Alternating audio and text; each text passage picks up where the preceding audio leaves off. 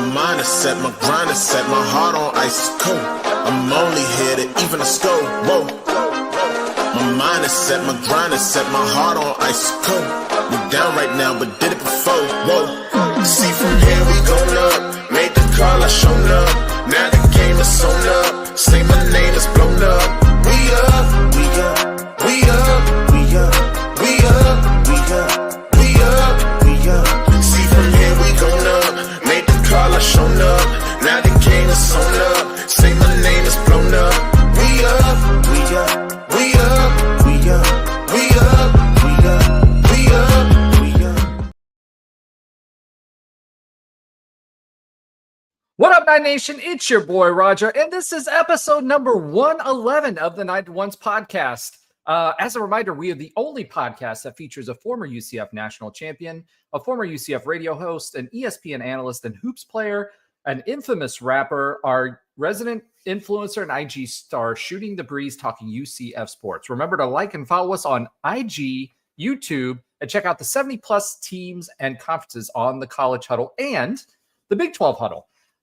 So this week, we're doing a little bit of, I don't know, maybe we should call it, talking it out, trying to figure out where we are, and just basic therapy sessions. So for those of you that are out there watching, feel free to be part of the show. In addition to that, we'll be doing a quick preview here for OSU, but we'll also be doing another preview with the OSU Insider, which I'll post later on this week. That should be dropping on Wednesday. For this week, we'll go over Texas Tech, what we should take away, what we should look forward to with OSU. Talk a little bit about the PFF grades, and they weren't as bad as they would seem, which was interesting to me. Believe it or not, Taven Jackson actually had more yards than passing than their quarterback, but unfortunately the yards per attempt was way lower. We'll go back to our keys to the game. We'll talk some hoops. There was a big win against Texas A&M.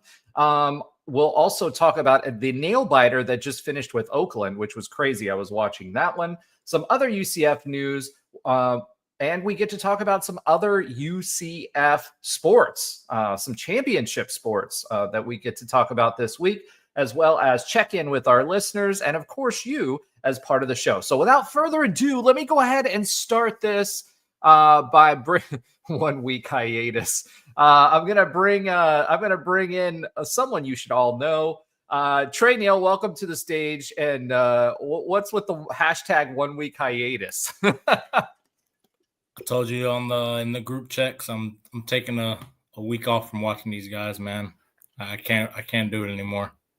So. Well, this is the last win of the season, I think. So you may want to watch this week. I'm just saying.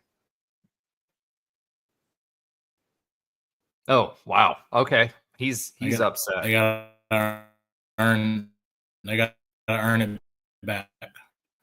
Okay. Earn miles, man. Fair weather fan. All right. You hear me? I'm back. Yes, you're back. You're back. Your internet went a little robot there on us for a second. Yeah. It's that. And he's doing it again. With me. All right. Let's go ahead and bring on Josh. Yeah. How you guys doing, man? Doing good, man. You're roboting, so I'm going to bring Josh in. Last but not least, but always last, Josh Lazar. I don't know how you follow that, dude. I can't. No. Listen, I have a new computer. I do have stuff in the background, so I'm going to try to limit that. Hopefully I don't. And I have at least 500 gigs to my computer. 500 gigs. Are you stuck? Are you stuck on Trey right now? Is that what's happening? Is you're stuck on Trey? No, it's not that. I've done everything necessary to be able to put on a good show, and it better work. So we'll see. I'm on like an i7 32 gig, like fast as all get out computer. So if it's good enough for my business, it'd be good enough to stream live while watching a basketball team. I'd say squeak it out, but again, against a team that already played against two number one teams in the nation and are better than their record. And I'm with Trey. I didn't watch this week. I was at a wedding most of the time. So it looked like it was as good as of a game as I would have expected it to be. So I get one more time. I think I get one more time to make some type of wrap, and that's about it. I think we're done. So I have limited things to do for the rest of the football season on the Night of Ones podcast. Well, I mean, Josh, you can always do it if you're really hankering to do one. You can do it for the other football teams that we have on campus as well. But that being said, yeah, it was a pretty bad showing. We expected it. We said that last week that it would be a quote unquote slaughter. I was going to do a preview with Texas Tech, one of their Big 12 hosts. I'm glad I didn't. But I would have just repeated what I said on here anyway. It's some interesting things, as takeaways. We'll get into the PFF as well. We just didn't look competitive from the get-go. The defense gave up 2 quick touchdowns, both of them within a minute. One, I think, was the first possession was 109. We gave up a touchdown. Our defensive backs were falling all over the place, but we weren't getting push up front. I know Nigel Kelly and Malachi Lawrence, they weren't playing like their normal selves. Obviously, they were hurt. They were injured this week playing, but they still toughed it out and played. They started by running to the edges and off tackle. It was just a tough game all the way around. I mean, the defense didn't play well in the first half. And really, by the second half, they already had their 2s and 3s in. So you can't really judge it, but they look like the number 6 team in the country who dropped $55 million on their roster. And we didn't, because we didn't. You know what I mean? The bad part about this is we came into this game with a ton of injuries. We came out of this game with even more injuries. So that's the tough part. Chris Domerkamp, I was worried about him. He got what we used to look like a stinger, but he was knocked out. I mean, he was completely KO'd during that game. Played like we used to play, Trey, where you're separating the player from the man ball. From the ball. Yep, Exactly. And he got hit. He got crunched actually from 2 sides. One helmet hitting this way, this other one hit him in the ear hole. So that was tough. Taven Jackson, there wasn't much doing against that defense. There just really wasn't. Our offensive line did not hold up well. There were a couple of long passes in our text talk this week. We were talking with Alan. He was like, "Where's the long passes?" And it was like right before the half, there was one long pass. So it was like it was interesting to say the least.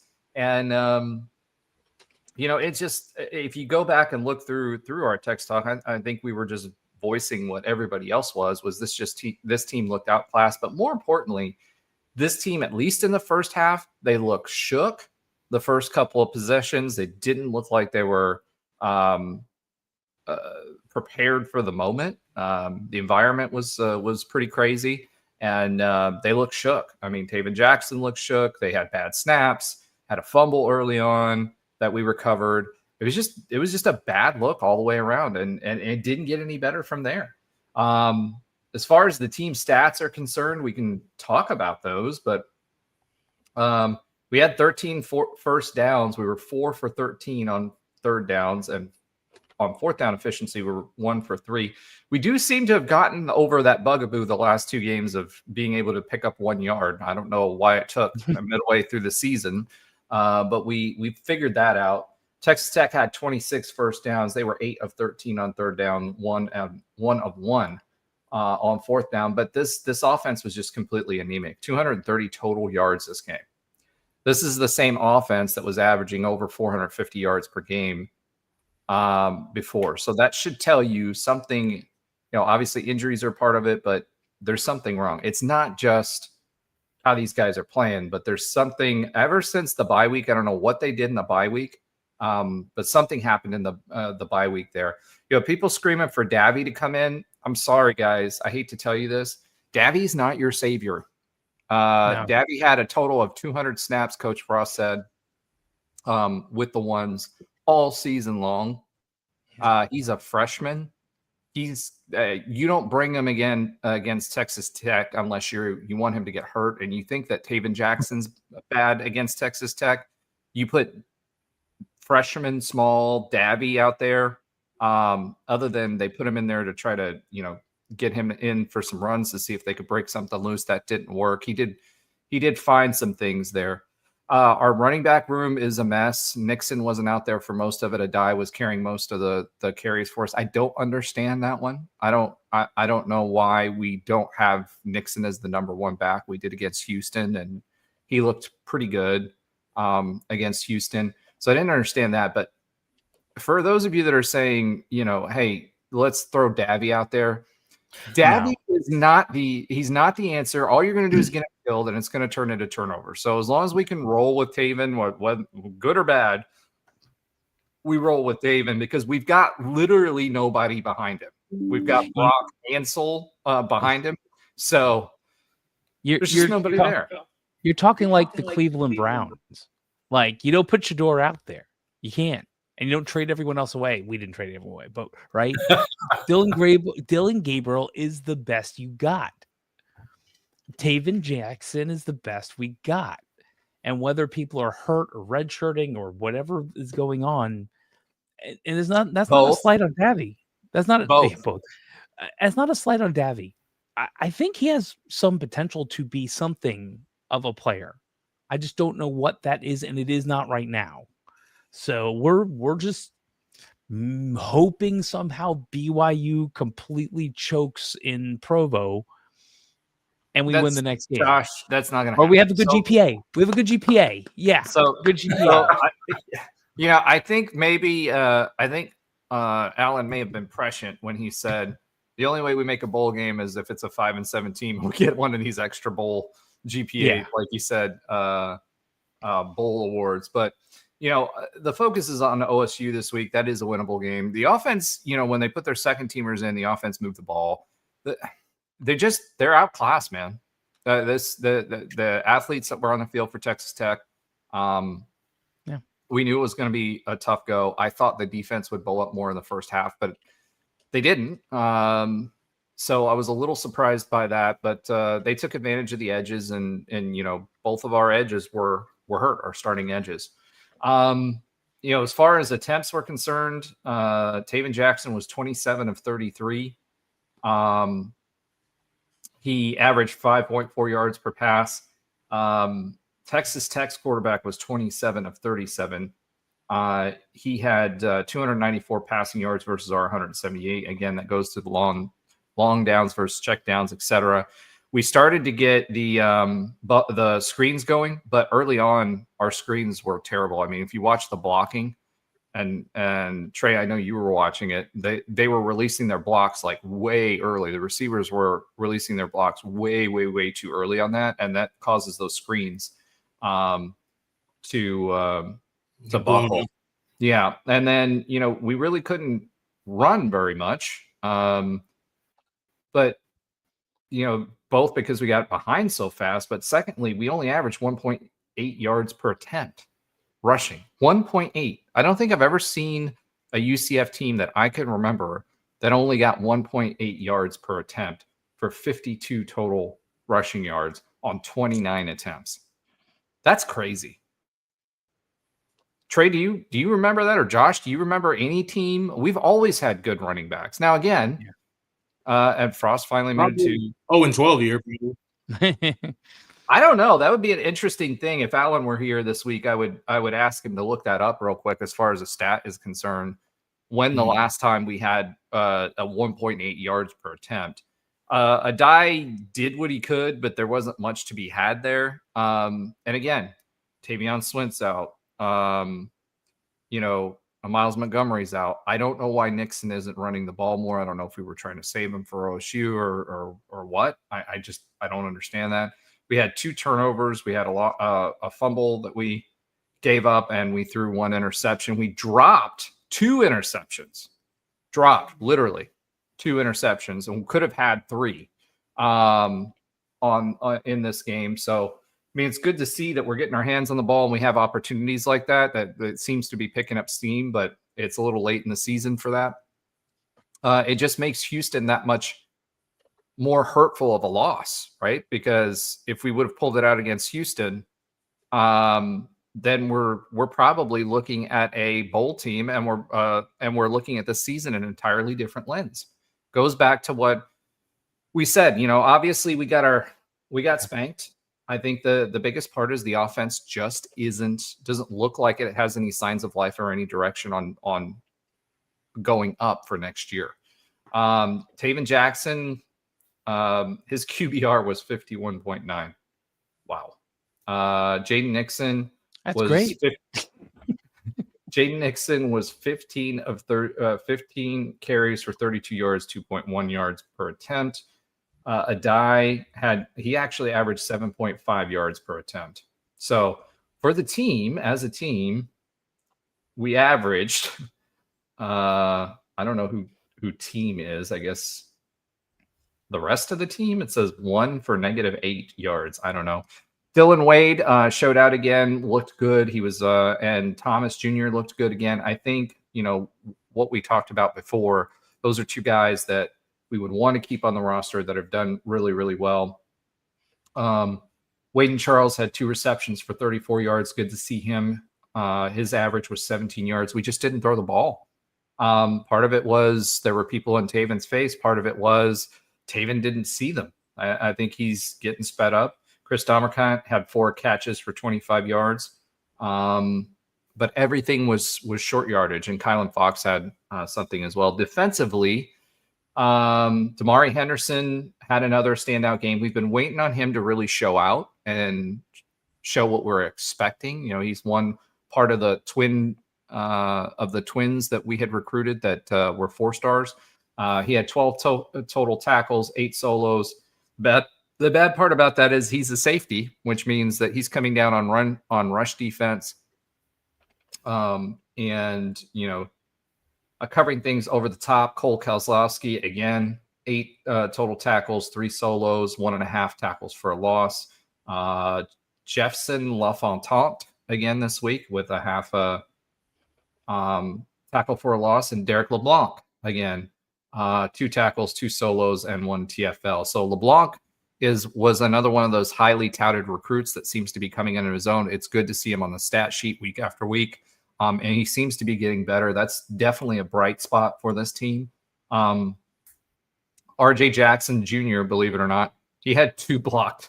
RJ Jackson Jr. is pretty good at deflecting passes. Every single game, he seems to get 1 or 2 passes that he's deflected. And then Jaden Bellamy defended 1 as well. That's about it. I mean,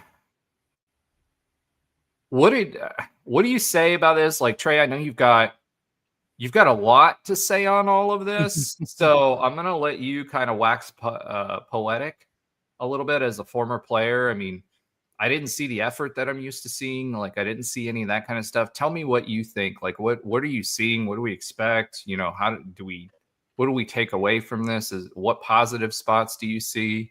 I know you said last week or the week before last, you said we need to go through the tough stuff, to be able to build for the future. Yeah. So give me your perspective on all of this.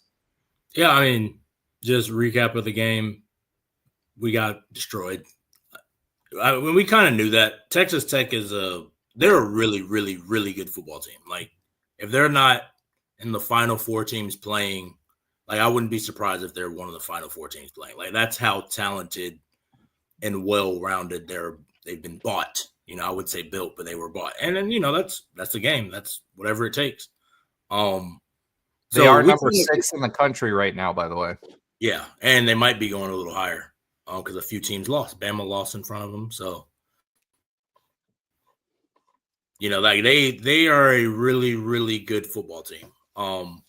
But like you said, I think the disappointing thing is you didn't see the fight. I talked about that. Most of the games that we've lost this year, am I frustrated with aspects of the game? Play calling at some points, effort at some points, sure.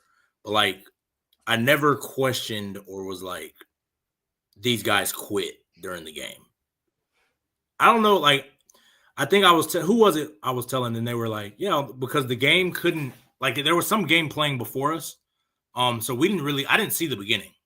And when it popped up, we had the ball and it was already 14-0. And I think, like you said, 2 minutes had been gone by. And you could tell from then they were like, we lost this game.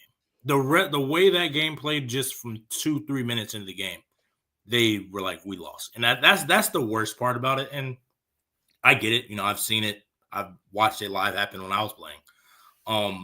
And that's where you want to find like leaders of guys who you just have to push through it, man. It's the sad part about it. You have to push through the young guys. And I think that's why Frost that's why he played Davy. Just because he's a young guy. Let's see what he can do.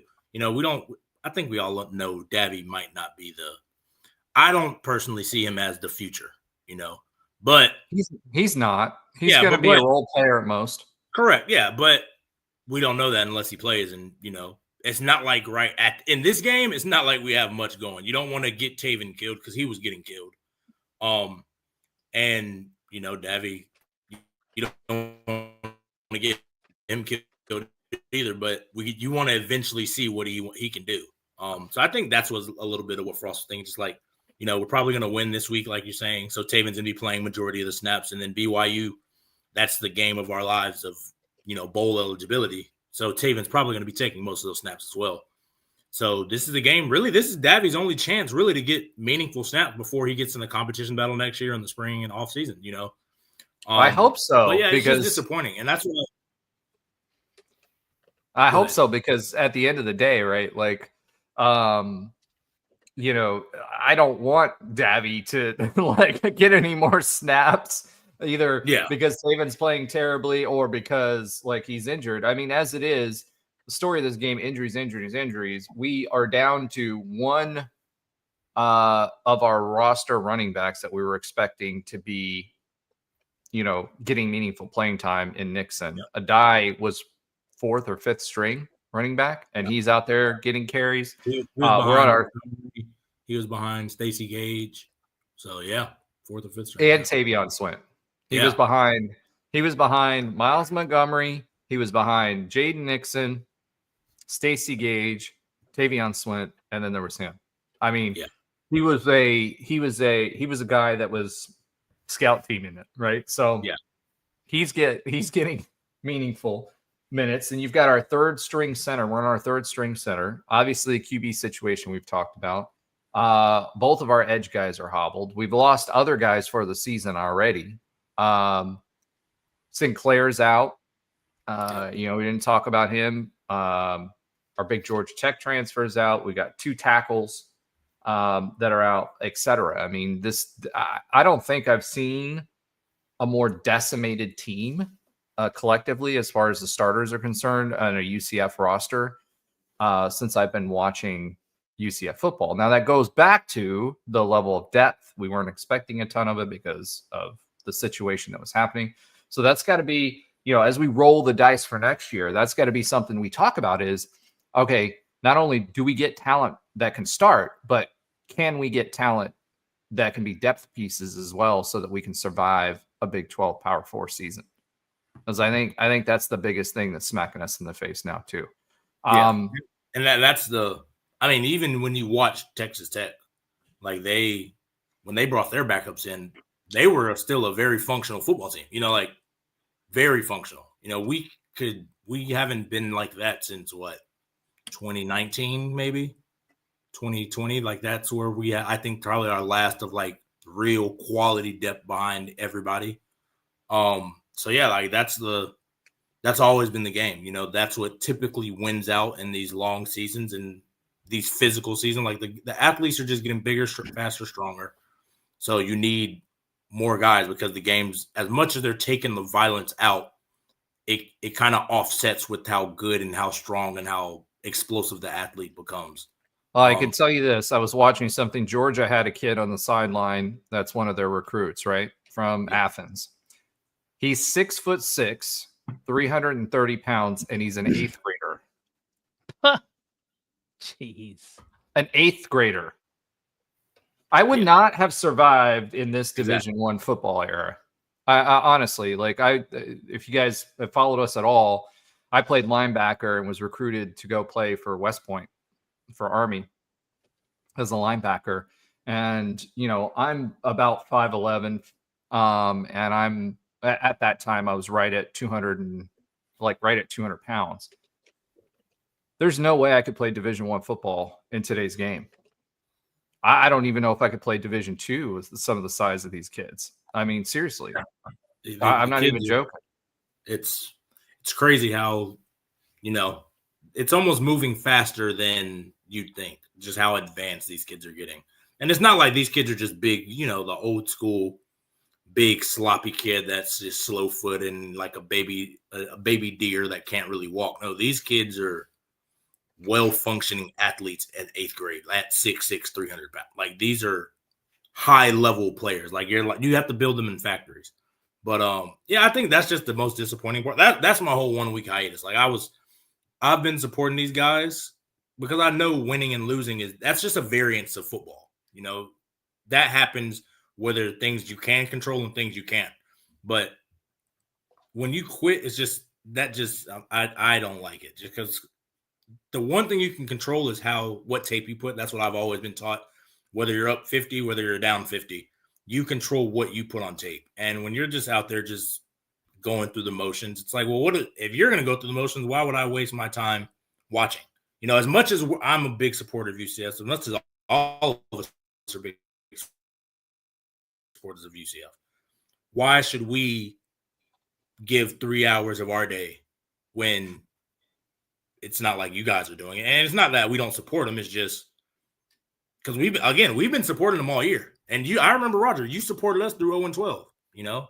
Whether I would have done that or not, that's different. But again, you did it. But it's just like, for me, I hate seeing talented guys quit. Like, because I've seen it live and in person. Like, I saw 0-12 guys who were uber talented quit. And I'm like, I've never understood that. That's just me, well, they've got incentive now too. I mean, no matter what you think about NIL, they've got incentive, right? Because they're playing for, whether they're on this team or the next team, they're playing for the next contract at this point. I mean, if you think about it that way. So yeah, what you get on tape, you don't want guys that are showing that they're giving up, et cetera, right? So that's that part. What can Frost do? Like, what do you think Frost is doing, and what can Frost do? Because one of the big things was, the culture and no quit and all that stuff. I think we would have been okay if we just got beat. But, what is Scott Frost doing? Having been in his locker room, what is Scott Frost doing, and what do you think he can do for this team? Obviously, they're going to get up for OSU because it's a winnable game. But, what do you think he's doing in the locker room right now? Yeah, I think that's what he's doing. Like, I think that's what he's doing. He's weeding out the guys when it gets tough. I said this earlier in the year. I think we were 3-0. I was like, yeah, it's awesome when you're winning. It's always great. But when adversity hits, when you get into that lull, that slump, you always show your true colors as a team.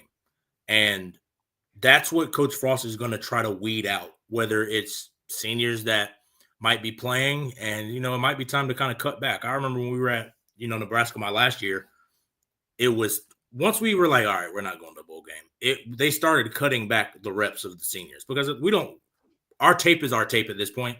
2-3 more games isn't going to change much. So it's time to start getting these young guys some reps. You're not going to take all the reps, but you're going to start getting more. That's what Coach Frost is going to start doing. He's going to start, okay, some of these guys who might not be here, and it's completely different now because, like you said, they can up and leave and go chase a bigger contract. So it's like, all right, who do we see for our future? Like, what are the guys we see going forward that can contribute? They might not be, superstars, but that are going to contribute. That's who we need to start shifting towards, while also wanting to stay competitive. So you're not just going to, like people are saying. But who do we have? Who do we have seriously that we can trot out there? That's the problem. I mean, that's the problem with the injuries. But yeah, I mean, I think that's what you just want to see. You want to see guys who just want to play, whether it's, for their own selfish reasons of trying to make money. That's another incentive. That's a lot of people on Sundays play for that exact reason. Or if it's just guys that just want to play football. Like, at the end of the day, that's what you're there to do. You're there to play football. You're not there to collect a check. You're not there to take pictures and sign autographs. You're there to perform on Saturday or, Thursday, whenever we play. You're there to perform on those days. And if you don't do that, if you don't want to do that, you need to be weeded out. And I think that's the growing pains of, transitioning locker room, transitioning head coach, 70 players in the transfer portal like that. These are the growing pains you're going to go through. Because there's a goal that he said, and he said it from the beginning. This isn't going to turn around in 1 year.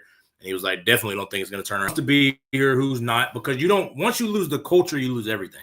That's what I've learned through my time. If you lose the culture, you lose everything. So if you have guys that are just going out there not caring, if they're making the most money, what is 2 games left? Who cares? That money's already pretty much gone. You've already paid most of their money out. So let's get guys who want to be here, who want to play, and figure it out from there and build it from there. I think the class we have coming in, from what I've been told and what I've watched, they're a talented little group of guys. In the transfer portal, there's always guys, if you can find them. There's plenty of guys who go overlooked or have issues that, you could take your chance on. But I think that's what he's doing. I think that's what he's trying to do in these last 2 weeks, is just see who wants to be here and who wants to get after it. Frost is a guy's guy. He's a throwback coach. As much as he's, modern day, he's a football player first. So he knows who wants to play football and who doesn't. So. Well, I will say this, one of the things that I've been told, that I've read recently is that Scott's pretty much locked up most of the defensive guys that he wants to keep on the roster for next year. So meaning contractually. So instead of waiting until the end of the season, having those discussions like we've done in the past, it sounds like our GM has been in the background working those contracts already for next year. So that's a good thing. Another thing that I wanted to bring up, Taven Jackson, everybody was, you mentioned this in the thread about him being injured, not being injured, whatever. He had a sleeve on his one leg, right? And then he got gator rolled, which was not flagged. It should have been flagged because it was a late gator roll. And now he was hobbling again. So the other thing too, the smoke on the field. Did you guys? I know. Yeah. Obviously, Josh didn't see that. Early, I turned the game off, and then when I turned it back on when the smoke started coming on, and I'm like, this is kind of crazy. I don't know how they can force them to play, to be honest with you. How do you force? Because it was coming out of the half. We were driving. We were getting ready to attempt a long pass, and there's no way with all that red smoke that you could have seen the ball through that smoke. it's not like it's fog. It's smoke that Texas Tech put on the field.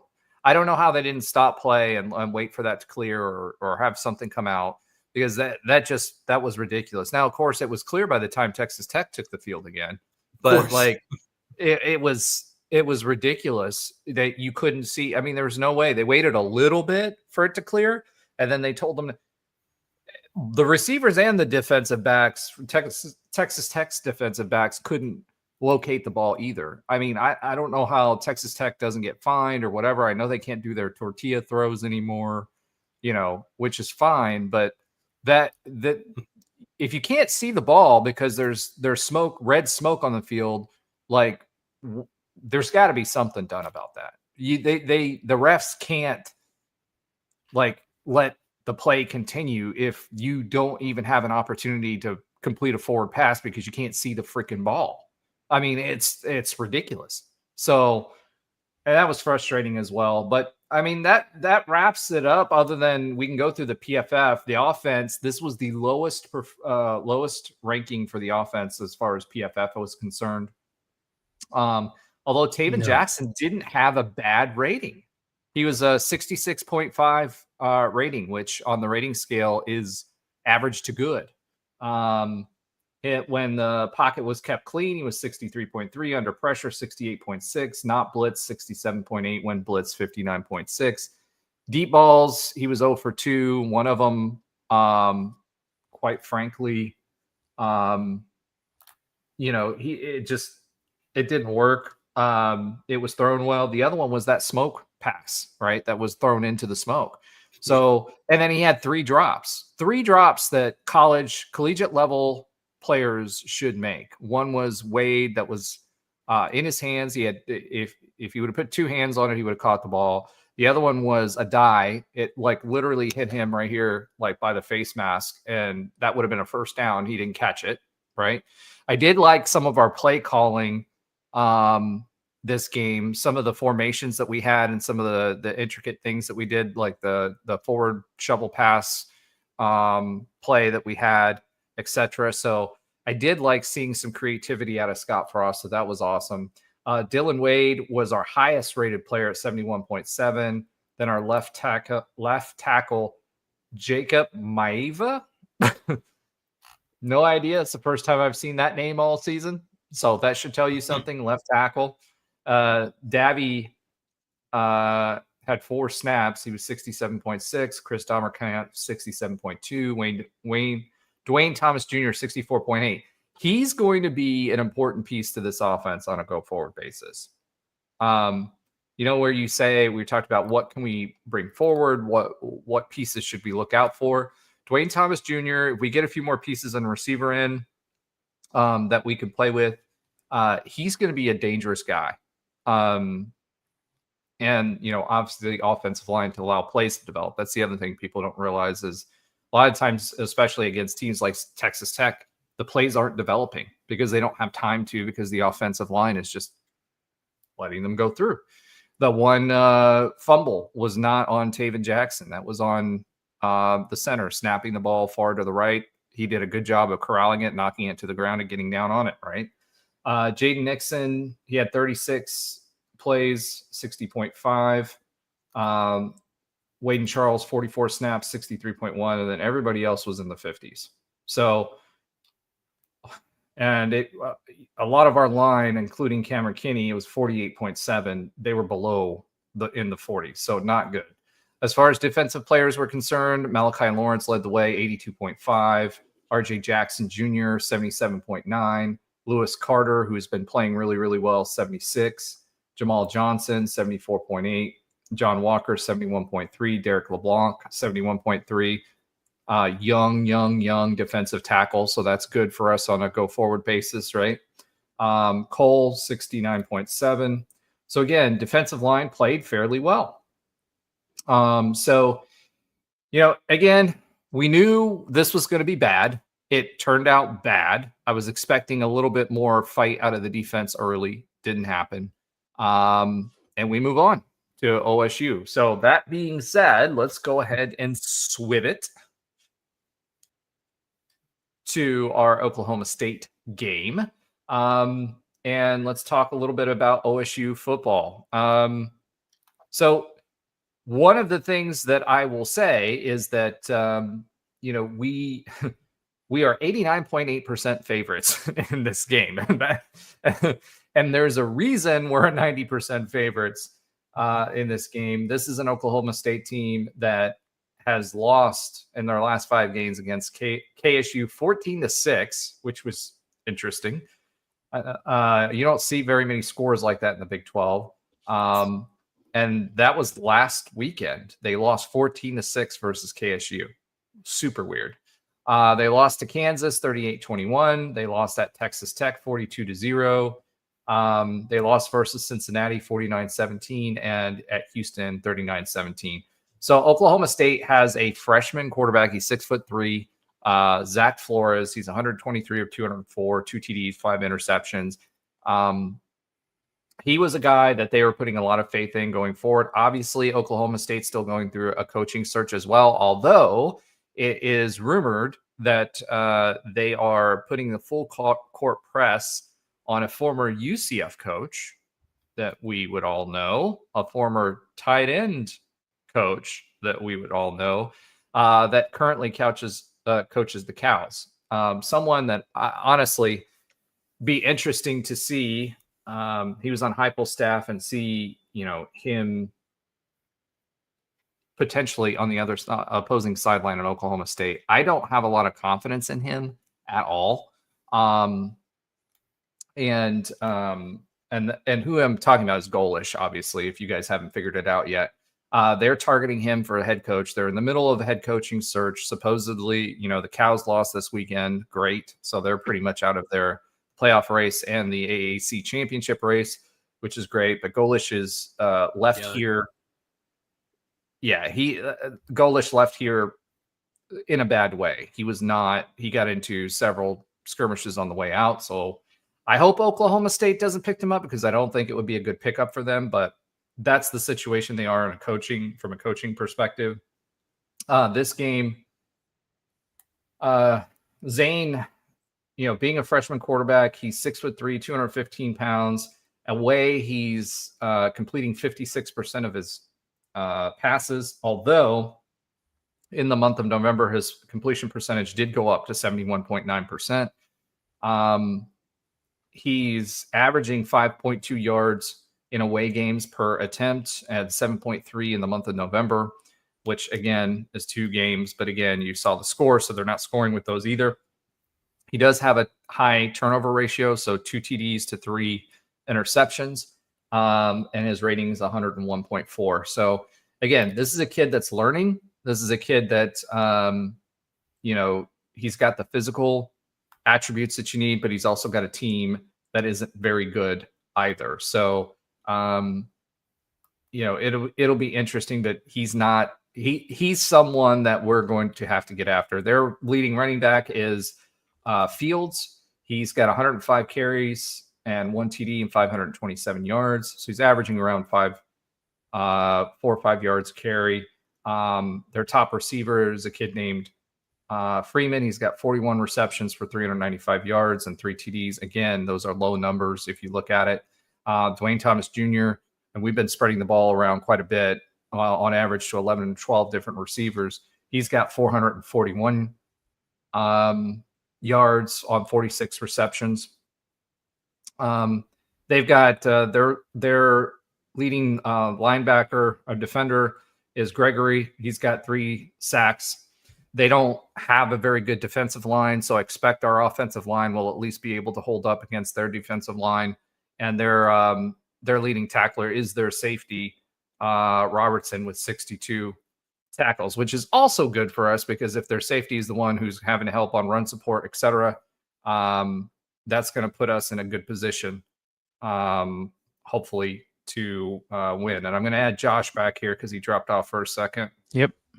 There he is. Should be better. Okay.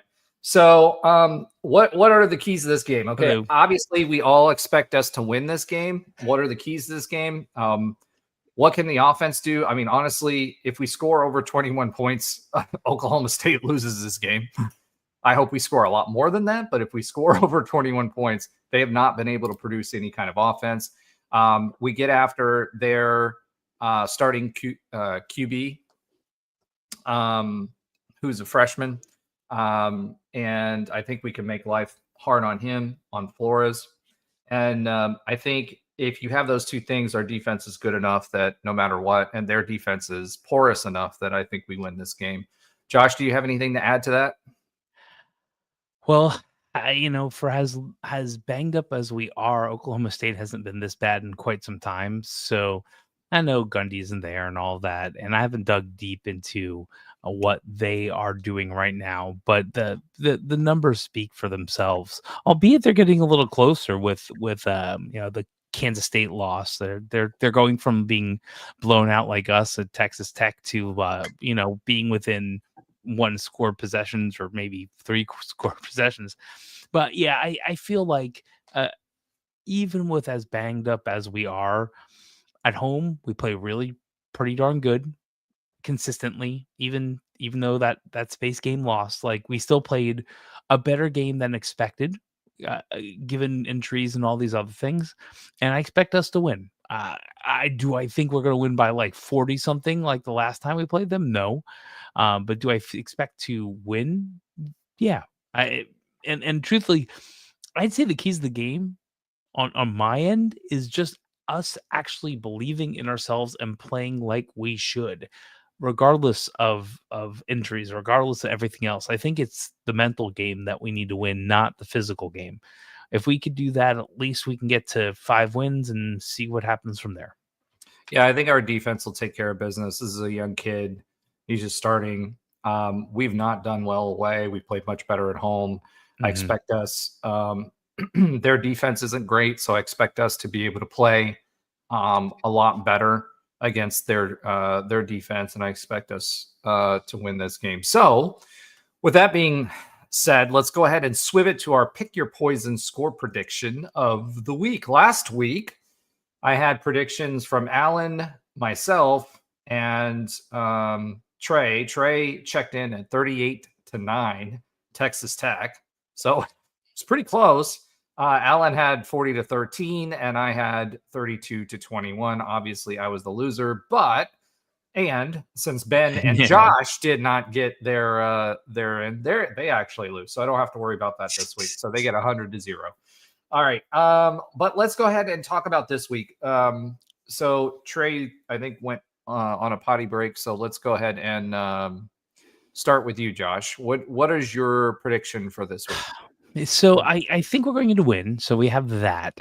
And I feel like based off of what I know of this team, we can put up points when we put some things together. Who knows what we can put together with wide receivers and running backs being not what they were like even 5 weeks ago. I still feel like we can score 30 points. So I was going to go more of like a 34 to like 10. Nah, 34 to 13. How about that? 34 to 13. Did you look at the notes? No, I didn't. Yeah, I had mine in there already. I have 38-14. I think our offense will be able to move the ball enough, and we may get a turnover that turns into points too. We've been one of the bright spots defensively, if you've been watching the last several games, is we've gotten turnovers and put the opposing defenses in bad positions. So we don't have to sustain drives that way. So I do think that we will be able to score points off of defense, and I also think that their defense is porous enough that we're going to be able to move the ball and score some points. So combine that with the fact that we're playing at home. My prediction for this week is 38-14 UCF. Obviously, last week again was the first time I have ever picked against UCF, and I unfortunately was proven right.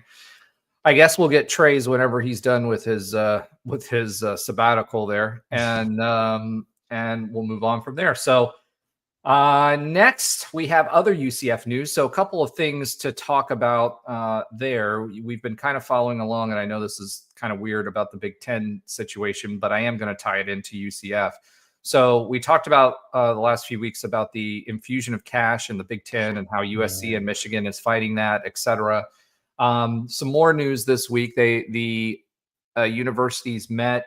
And so one of the compromises is that they're trying to use to push through is that they're going to give USC and Michigan 2 years to either opt into this or not. If they do not opt in after 2 years into the deal, the school forfeits its capital infusion, so $240 million that they would be getting out of this, and its grant of rights ends in 2036. In addition to that, the amount that their conference distribution would also go down as a percentage. So that's pretty huge penalty for not taking it. It's almost highway robbery, to be honest with you. And considering USC and Michigan are the ones doing this, is interesting. The rest of them would be extended to 2044. So what that means is that whatever the Big Ten's grant of rights or whatever their contract is would be fixed through 2044. Jeez. We saw the ACC do that, and we saw how that turned out, right? Yeah. But that frees up more money and more maneuverability for UCF and the Big 12 if they are locked in for that long. Our rights are up in 2031. We'll start negotiating those about 2 years out. So if you think of it from that perspective, if the Big Ten goes through with this, and it looks like by all accounts they are, they're locked into 2044. That stabilizes that. It'll be interesting to see, if they get that PE investment, does that signal that we have stability in the Power Four conferences for a while? Because if they're locked into 2044, it's going to be hard for them to add additional schools. So, and what schools would they add, right? We've been talking about what happens in the next go round. So that's interesting, especially with regard to the stability of the Big 12 and the ACC, because I've been calling for the ACC to start getting picked apart as well. Yeah. If they go ahead. As I say, what, and I get Michigan and USC's point. Why? What? So here's the thing: unless they must see something we don't. The reason Roger and I both have businesses. I have a completely debt-free business. I have to see something really significant on the back end if I were going to take on some type of loan or debt, because private equity is just, in essence, it's a loan. Like, woohoo, you raised $10 million. Well, now you got to pay that back somehow. So I don't understand why a conference with this much money, with this much clout already, thinks they need to go out and get even more money. It doesn't make logistical sense to me unless they feel like the TV money is going to bottom out at some point and they want to get ahead of that potential. I don't get it. I don't get it. I mean, even if even if the TV money bottoms out, though, you know, the only way PE investment or that type of investment makes sense from a business sense is if you're putting an infusion in cash in the business now and you're going to sell out of it and you're betting that you're going to create more value than you're borrowing within a specified period of time, right? And right now, like, I don't see that for the Big Ten.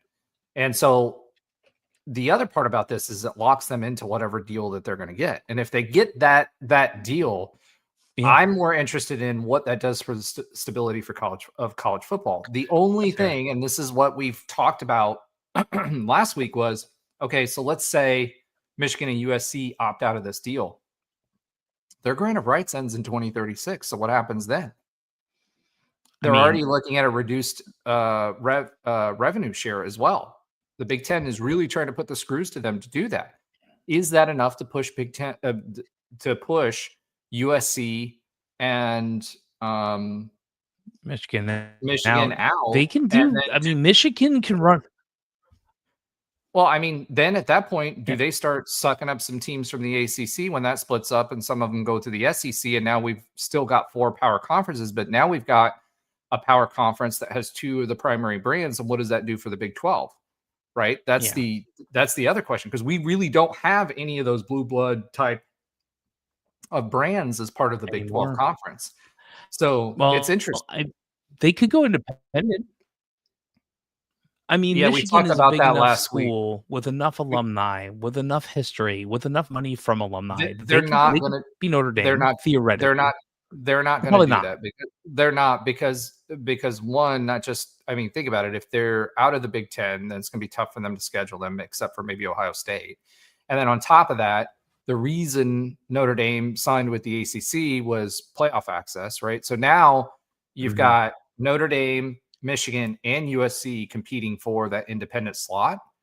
That's not going to bode well if only one of them are going to have an opportunity at that every year. So I think that would shake things up more often. I could see Michigan grabbing Notre Dame along with USC, because USC and Notre Dame have a rivalry going back years and years and years and years and years, and then picking off some teams from the ACC. That would stabilize, I think, the Big 12 for a while, put a counter to this Power 2 movement, maybe slow that process down in this relegation movement. But in the end, you know, are those with that additional conference right now, we're getting more money than the ACC long term. Would that take more money away from the Big 12 that they could potentially increase our share? Not in 2031, right? Because that'll be negotiated by then, but 2036. And then does the Big 12, cover more up there? So again, this is a long way away, but it is relative to us. The other interesting thing is that Penn State's Jay Paterno during the call, he said that the Big Ten athletes will actually start signing their rev share contracts with the Big Ten enterprises. So not with the individual schools themselves, but with Big Ten enterprises, because now you've got these investors in here as well. So it'll be interesting to see how that works out from paying the players. because that's a whole new model that we don't have accounted for right now if the conference starts paying it out. And that would actually be a good thing, in my opinion, because I think for schools like the Big 12 schools, if that pushes us closer to a collective bargaining model, then I think that's better for the Big 12 long term than where we are today. So that's something else to think about, talk about, etc. as well. Okay, let's go ahead and do our Big 12 score review and our standings review. Right now, UCF is 3 from the bottom. We're tied with Colorado at 1-6, and Oklahoma State is 0-7 in conference. Texas Tech leads the way at 7-1, BYU 6-1, Utah 5-2. The Cougs are 5-2. They should have been 5-3, but that means that they are ranked. So we actually have 4 ranked teams. Arizona State is 5-2, Cincinnati 5-2, Arizona 4-3, K-State 4-3, Iowa State's fallen off a cliff at 3-4, TCU's 3-4, Baylor's 3-4, Kansas is 3-4, and West Virginia's 2-6, so which was our one win. BYU beat TCU 44-13 this past week. BYU's that team. They're them, Utah, and I think Texas Tech are definitely the leaders for us as a strong Big 12 contingent, which is good for us as far as the conference is concerned and how it looks relative to the other conferences, because it has resulted in 4 ranked teams for us. Utah beat Baylor 55-28, really spanked them. Arizona beat Cincinnati 30-24, so squeaked by Cincinnati. I'm not impressed with Cincinnati, to be honest. I'm still not. I think I'm just not impressed by them. K-State beat OSU 14-6. I don't know what happened during that game, but that's really, really strange. Yeah. And then Arizona State beat West Virginia 25-23. They held to their guns this week, so it's really, really interesting. So the 4 teams that are ranked, Texas Tech in the AP is ranked number 6, BYU number 11, number 13 Utah, and Houston at number 25. And the coaches, Texas Tech is number 7, BYU is number 11, Utah's 14, and Houston is 24. And that rounds it out for this week's other UCF news. I really do love the fact that we have 4 ranked teams. I think that bodes well for our conference and the narrative around our conference. As far as football is concerned, we already know that basketball, we are the SEC of basketball. But as far as football is concerned, the more of this we can do, the better it is leading up to 2031. And it also gives us the opportunity to have more than one team in the playoffs, which is really, really, really going to be important. So let's go ahead and swivot and talk about a little hoops. Hoops is in full swing. Exciting game against Texas A&M. Well, exciting game today, too, if you guys didn't catch it. The exciting thing for me about Texas A&M was the last 11 minutes. UCF went back and forth. We got behind and then went on a huge run in the last 11 minutes of the second half. The other thing that was exciting for me is watching Bowl. You've heard me talk about him all season long about how, him bringing the ball down and him being out of, so again, young guy, no minutes, big guy. The last 2 games, he's played really, really well. He's positioned himself well on offense. We're making the extra pass, both inside and outside. Our 3-point shooting is nuts. It's 56% for the season so far. We're second in the NCAA in 3-point shooting, which is absolutely nuts. Pacheco really turned it on last game. He was dropping everything. Burke has been dropping trays. Kugel played better. Kugel played a lot better towards that last 11 minutes. That helped too, because he drove the paint. He wasn't driving the baseline. He was. We had people cutting. We had extra passes around. The only thing that worries me a little bit going into the season about our basketball team is the extra passes that we're making. Some of them are cross court passes, and in the Big 12, when we get into conference play, those are not going to fly. Yeah. So we got to be Totally careful. picked off. Right. But a lot of movement, we're trying the pick and roll. We're not really getting the pick and roll as much, but we are getting a lot of slashers in the back, which we've been waiting on and talking about for the past 3 years. The other thing is our defense played really, really, really well. We were able to break. A&M tried to press us in that middle part of the game. So right before half and then the first part of the second half, and they ran out of steam. So Johnny actually strategically played that really, really well. One, the players were able to break the press. They really didn't have a problem getting out of it, so they weren't bothered by it as much. Two, when we got towards the waning parts of the game, there was a timeout, a very timely timeout that Johnny Dawkins called, where he got everybody back. We switched to a press defense, and Texas A&M couldn't do anything about it. Yeah. So they never got their half-court offense set. They never got transition offense set. So it really resulted in us being able to pull it out. We hit our field goals or our free throw percentage, but even our field goal percentage is in the 40s. So this team can consistently hit, can consistently hit their free throws, which is something that's been lacking for us as well. This team, we went 28 for 56, 50% field goal shooting, 14 for 28, 50% on 3-point shooting, which is nuts against Texas A&M. Texas A&M was 21 for 57 field goal, and 9 for 29 from behind the arc. Free throws, we were 16 of 17, which was important. So 94% free throw percentage. We held them to 37% on field goal percentage. And that was largely because of that press, because they were getting what they wanted in the first half.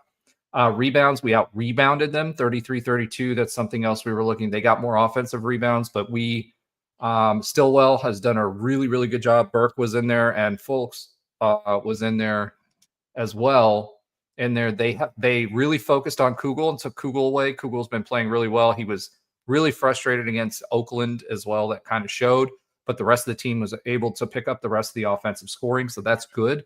We're not limited there. We had 8 steals, 3 blocks, 16 turnovers, so that's a little much. But we got 20 points off of turnovers, 11 fast break points, which is awesome. We're speeding up that, but 23 assists.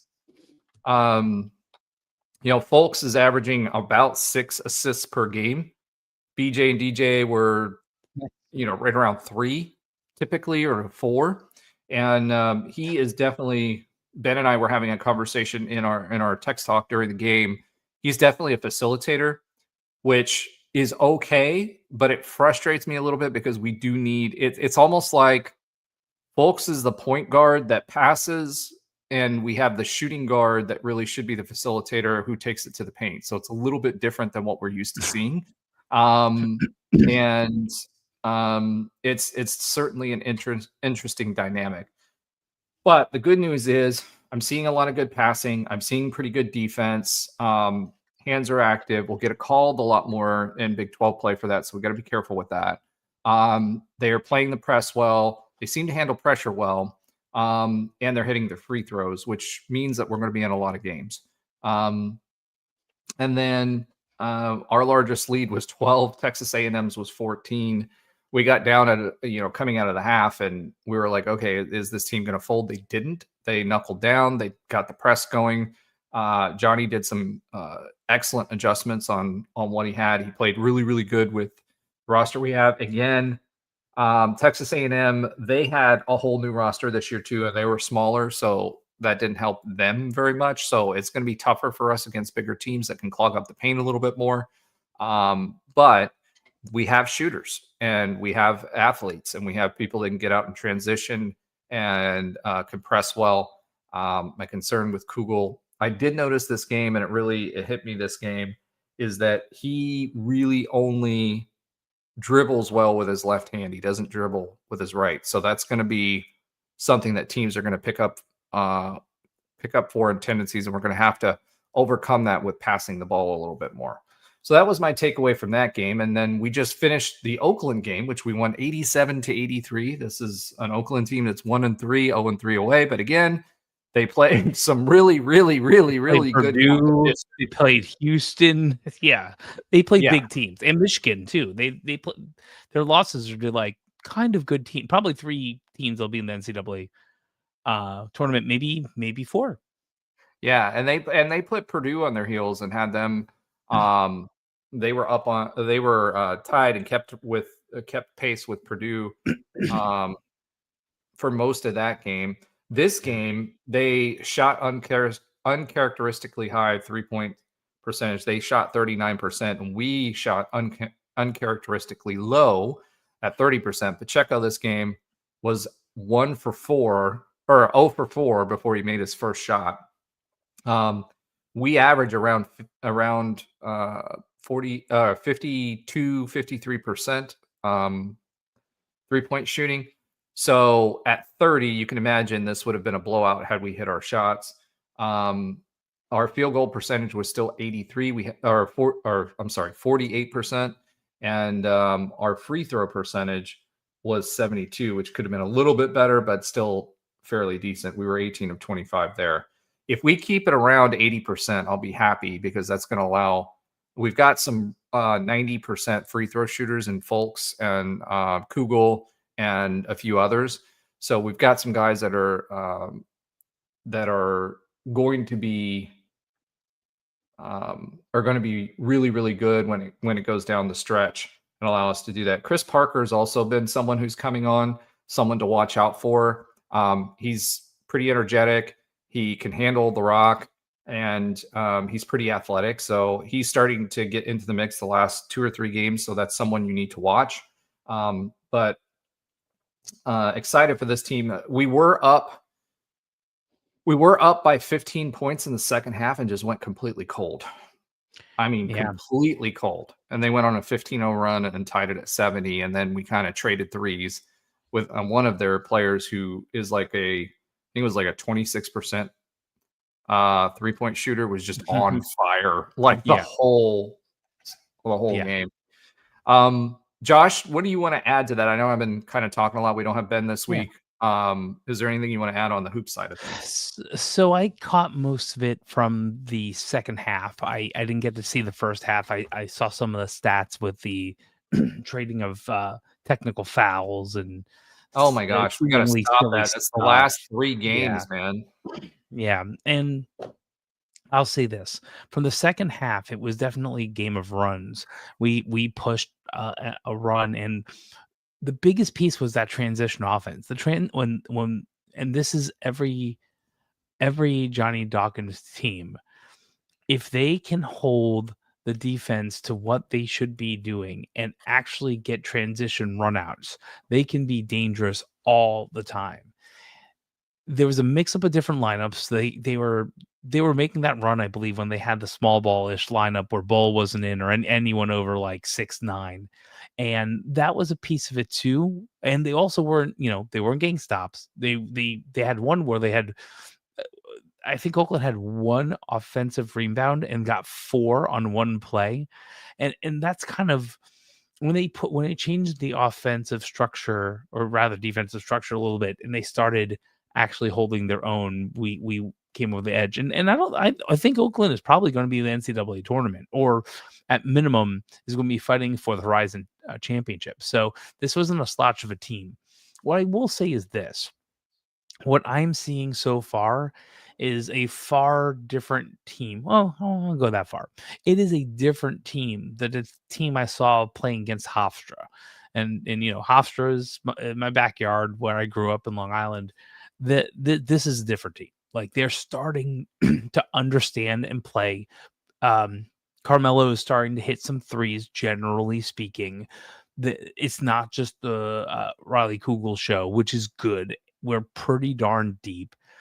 We can play against some different offenses, and when the Big 12 happens, all that kind of goes away, right? Because it's the conference we're in, and we should be competitive against most of the teams we're playing against the rest of the way. We should win a good amount of games, And my hope is that through early, I'd say late December, about next month, we kind of really gel on the defensive side to leave to the offense. And the last thing I'll say, we talked about Texas A&M and the press. Like when Johnny first got here, I was one of those, like, the groups that talked to them, not for any prestige, just I had more time on my life to meet him when he was coming out, when both the new head coaches are coming out, the women's and the men's team. And his whole goal was to press back into good defense, and the offense comes from the runouts or some set plays. He still hasn't. It's a decade in. There has been only a few teams that actually can do that consistently for like 10 minutes, 20 a half straight. And sometimes maybe there's a backup for other reasons. So I feel like what he wants to do offensively is starting to get there.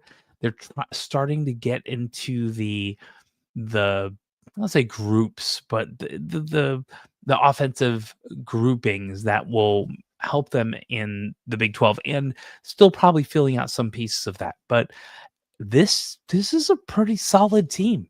And frankly, I think Vandy's a pretty solid team, right? It's the only loss we have.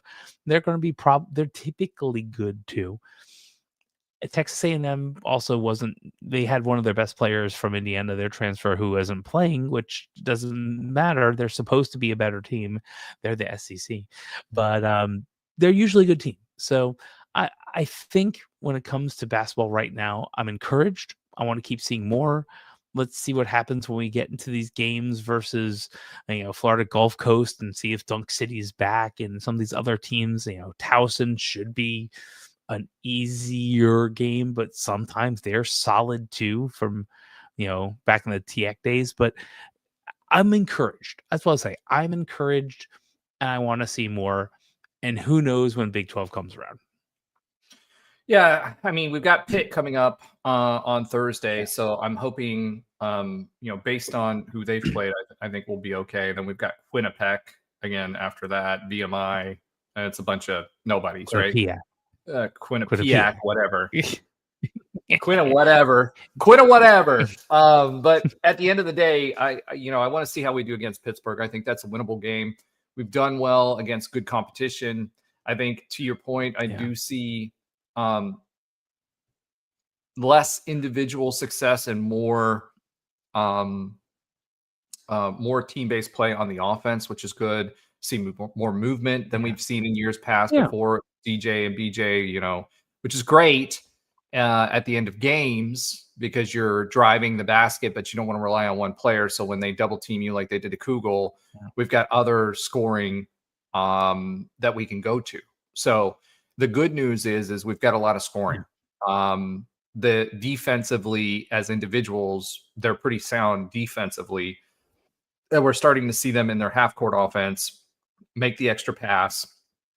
And even in the paint, we've seen them make the extra pass, get somebody to jump and throw the rock around to Bowl or someone like that for the easy dunk or easy lay-in. And we haven't seen that in Johnny's teams offensively. Ever really. So I love the fact that we're seeing that. I love the fact that we're seeing Bowl play a lot better. The last two games, he's been like a different player. So, as much as I was giving him a hard time, right? As much as I was giving him a hard time, and if you see our chat, quit bringing the ball down, quit bringing the ball down. Listen, as a Taco, don't do that. Taco did that for like they all 2 to 3 years. Yeah. Eventually he didn't, and they couldn't do anything about it. Look, you're completely right, and I do think that we're seeing new things. And I just looked at who Pitt played.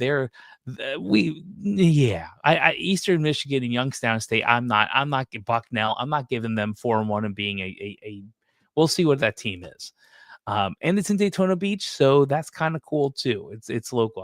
I wish I'm doing too much this week. I'd love to go out there because I remember going out there the last time we had a tournament there. It was, I think, Drake, not that one that we played against and won, but those bleachers were not fun. Yeah.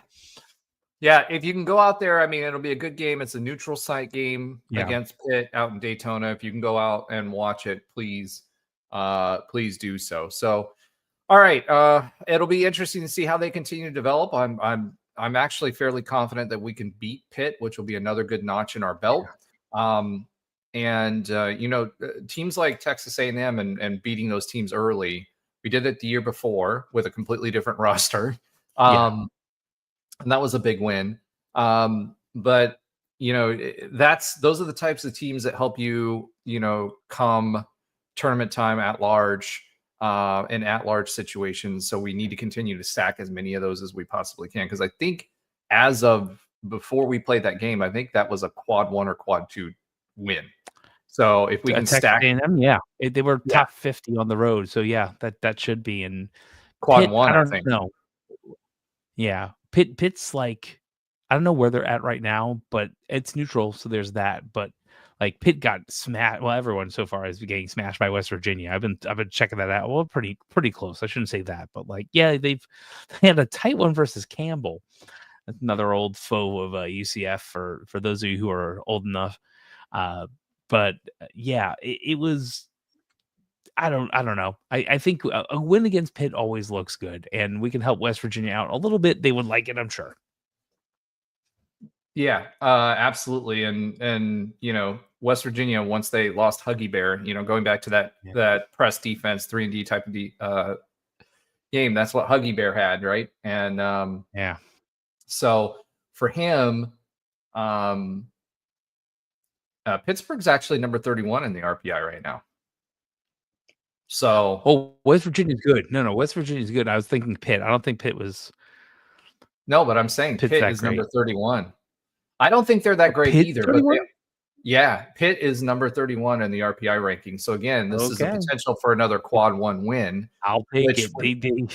I'm looking at those scores, and maybe I'm underestimating East Michigan and Youngstown State and Bucknell. Well, Bucknell sometimes is a pretty good team. So it doesn't matter. Yeah. They're number 31. So if we win, it's a quad 1. It's a quad. It's another quad.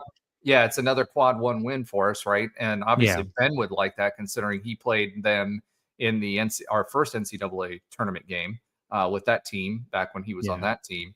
But if we get that, that's another quad 1 win, and that helps considering what the Big 12 conference is in basketball, because most of them are going to be quad 1, quad 2 games, which helps our RPI. So if we can do well there and bump it up with a couple of quad 1 win teams early, that bodes well for an at-large bid later on. All right. Let's go ahead and swiv it yet again to a little bit of listener love. I don't know. Swiv it. Yes, please. Thank you. I'm trying. We get the screen where we have both our wide shot for YouTube and then the YouTube shorts or whatever. So like I have like this, I'm in this photo. I can't. I'm like voguing here. And I was going to say, what are you voguing? Like, what's happening right now? I'm done. Yeah, that ages us. Oh my God. But I'm looking at, like, I can't swiv it out here because you don't see it on the shorts. All right, go talk about listeners. Swiv it, mini swiv it. Okay. So Econ Advisor checks in again this week. We had several others check in too. Econ said Lee Hunter listed as questionable. He was definitely playing. Tech has lots of guys injured too. Morton came back for this game. This was his first game back. So of course their starting quarterback, who was out, was the first, came right back, and you saw what he did off of rest. So this is an important game for them. And he said UCF at Texas A&M Friday Eve, and our underdogs lost to Okie State this week at A&M. So we did win that one. So thank you for that. Econ Advisor says we need turnovers. They're overconfident, them to rely on their backup quarterback. They didn't end up playing with their backup quarterback. They ended up playing with Morton, who was their number 1 quarterback. I think he's a 6th-year senior who was doing really well. And of course, he comes back for our game. Says needs Davy to find a way to score and get our running game going. As to our defensive performance last week, one of the top performances in UCF history, 9 career picks, makes him one of the national career leaders among active players. His 81 return yards makes him unique. All 3 catches on well-thrown passes, meaning he was sitting on the routes. he just stepped into the passing lane, etc. And then he says no cost to start Davy. He's a mature 20-year-old. He's Milton, but 30 pounds heavier. No way Taven gets time to go through his progressions or isn't rushed again. Cam had to run an outrageous 20 times and pass on the run while scrambling. Still, UCF came within 10 seconds of beating Houston with Davy. He was a second late getting the pass off to an open receiver. Agree with the second late, but again, we talked about Davy earlier. Econ, I don't think you want to see that. CGA Tour checks in. He says, "Will it be 42-0?" Thankfully, it was not. I said, "I sure as heck hope not." LOL, bruh. And he says that's what our score was, referencing the space game that OSU played us. Yeah. Mike House 7066 checks in about the Michigan stuff we were talking about last week in the Big Ten. He says Michigan is a crap program that had to cheat on the field, so who cares? Robert, well, the reason we care is how it affects the Big 12, right? No. I'm with you. It's like, just tell me how you really feel. Yeah, exactly. So thank you, Mike House. Robert G1234 checks in. He says UCF feels like the Boston College of the Big 12. Okay, I wanted to talk about that one. How do you feel about that, Josh? Well, do we have Matt Ryan Boston College, or I saw that in the notes. I don't know yet, because here's the thing. It's hard to compare yesteryear to today, because yesteryear you'd had money in bags of McDonald's and just give it to someone's runner, and that's how you paid people. Now it's out in the open, and it's so out in the open that the marketplace is a lot different. So I think what he meant by that is more along the lines of where Boston College right now resides as a program within the ACC. Oh, no. Which is on the bottom of the conference. Are we that team that just strokes a check every year and doesn't do anything? I think that's what he's saying. I understand where it's going, and it leads to where I was talking about, because I would say if we got into the Big 12 in, was it 2015, when we had those planes where you had incorrect spellings of research for the cows and all that, when 2015 came along, if we were in then, I don't believe we're, quote, the Boston College of Big 12, because we have a decade to run with more money in the system that was the same for mostly everyone. Mostly. There's always been money, but mostly. Now it's, theoretically, our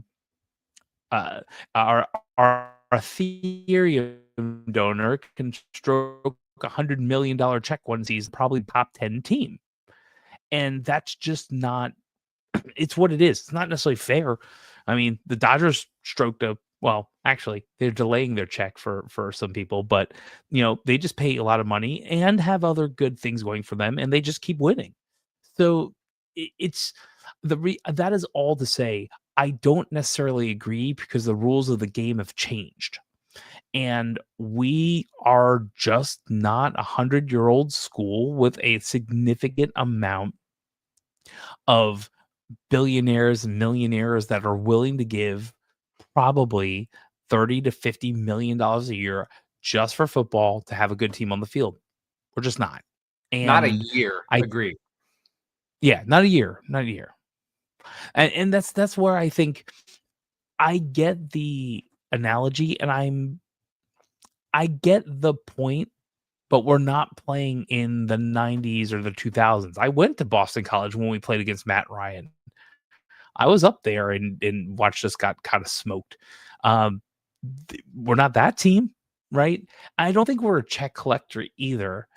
We just are at a significant different advantage than others. We're not going to be Texas Tech with enough money to be able to pay for stuff. We're even Cincinnati, right? And I tend to agree with you. They're not the team. They're a good team. I don't think they're top 20 team, but they have also been around from 1850s.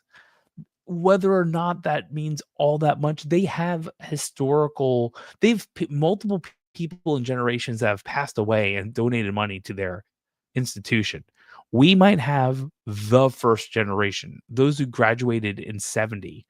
So they would be in the 50s. So they're in their 70s and 80s now. So I think that means so much more right now, unfortunately, and that's the problem. So to the point, I don't think it's a fair comparison, but I get the analogy, and we'll see in a couple years. So, it's interesting about that point and what, as far as the generational gap is concerned, right? So, one of the folks that came on the show earlier this year when we played North Carolina, the Heel Brothers, I was watching one of their Twitter feeds, Twitter lives, over the weekend, and they were talking. They had he had his grandpa there, and then there was like 4 generations of Heels fans that were sitting in the room as part of this interview. And then it made me think about us, and we're just now getting to the second generation, I think, truly of fans, right? When you talk about the football program as a major football program, like my kids are growing up UCF fans.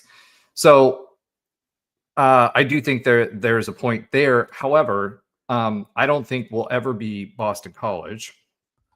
Like Boston College to the ACC is not UCF to the Big 12. I think we're just going through a transition year one because we weren't playing on an even playing field as far as revenue distribution is concerned. And Gus just completely left the cupboard bare. I think we're more a victim of a coaching transition than anything else. And not being able to be competitive as far as paying players are concerned. That part of that is changing next year. But I think programmatically and our focus on football and everything else, you guys all know, if you've watched the show at all, what I think about Terry and whether he's the right leader for this program. I don't think he is. So if you haven't been watching, I've talked about it all season and in the off season, and I'm sure we'll talk about it again because that's a big talking point right now. Is people are getting tired of losing, right? Yeah. But I think that we are in a transition period, but the DNA of our university is good football. And I think it will turn around and we will not settle for where Boston College plays football because they're a Catholic university, kind of like what Notre Dame does. It's part of their mission, right? That's why they play football. They don't necessarily care about being competitive. UCF wants to be competitive. It's the doorstep to the university. We're in the Southeast. It matters here. It's not like it is in the Northeast. Oh yeah. So for us to be a relevant university here in the Southeast, we have to play good football. We're now in a power conference. And I think no matter what you think about university leadership, I think they understand that. So, and the fans certainly do. And we do have some big money folks that are spending money on our football and our basketball programs now. So I do think that will change. So do I think we are the Boston College of the ACC to the Big 12? No, I don't. I think this program will get it turned around. It may take 4 or 5 years. And I appreciate, because we're all frustrated, Robert. But to me, I've used a lot of buts, which I normally don't like to. I like to use ands. And I don't think we are that program. I don't think the fan base will allow it. I don't think the university will allow it. I don't think that we can, based on where we are in the country. And for us to be, it's more intrinsically tied to the future of the university than it would be for Boston College, because everybody knows Boston College. It's a good school. The same people that are going to go to Boston College will go to Boston College regardless of if the football program is good or not. UCF has to compete within the state of Florida against FSU, UF, et cetera. For students, we have to have a relevant football program. It's much more part of the academic mission than it is at a team like Boston College. So I expect us to continue to focus on it and turn that around. So great question, Robert. I really do appreciate it. Yeah. I don't think so. I think we're different. I think it's more than I hope not. We're different. We're different. Yeah. Our attitudes about football are different. The importance of football relative to the academic mission is different. Our status within the state of Florida, let alone the Southeast, it's different. So I don't think we're going to make the same mistake that the Cows did. All right. Also, I want to welcome a new sub. You have your settings on private. There's several of you that do, so I can't shout you out. However, on Twitter, Dante Carr, if that name should ring a bell for you, he is one of our incoming quarterbacks that's coming in. Highly touted quarterback that's coming in next year. He's followed us. Dillard Sports Fanatic, HP Sports 34, Country Roads Webcast, and a few others. Welcome to the show. Thank you again. Just as a reminder, we haven't said it yet. Subscribe, like, tell your friends, because it's really, really important what we do and be part of the conversation. We do these things live so you can be part of the conversation, right? All right. So thank you so much for following. Thank you so much for those of you that do subscribe. Thank you for talking about us because we do it for you. All right. Since we don't have Alan this week, there's no oxymoronic stat of the week, but we do have Josh this week, which means we have Josh's sometimes funny fact of the week. Josh, take it away. Sure. This is a pretty easy one. So according to Winspedia, the OSU or Oklahoma State has a losing record versus only 4 current Big 12 teams. So OSU has a tied or winning record against the rest of the Big 12. Name those teams. That they are tied with, or that they have a losing record to? That they have a losing record to. Well, us, number one. That's the easy one. Number 2, I'm going to say K-State. Nope. Really? I mean, they had decades under, like a decade and a half under Mike Gundy, at least, that he's had 10-win seasons.